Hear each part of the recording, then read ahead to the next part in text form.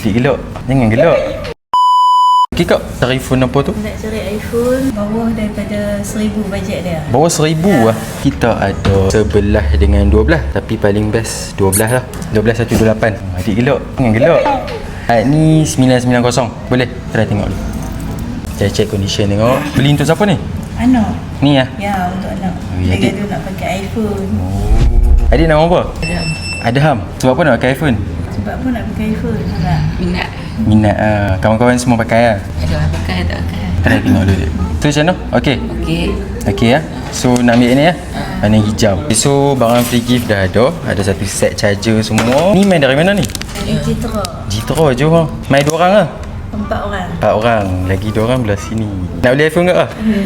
Apple ID tak ada lagi lah. Kita buat ah. Ni phone lama ni. Phone lama pun elok Bateri makan. Oh ya.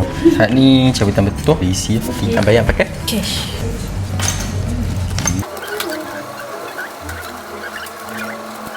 Ni mak belanja ni. Oh, duit ni. Duit ni Campur dengan duit ni campur receipt. wah, bagus ha. Okay, so ni receipt. Cuba bagi kata-kata sikit. Tak nak kata apa. Tak tahu nak kata apa. Kalau nak cari telefon murah, cari di Trend Malaya. Tak ada ustaz.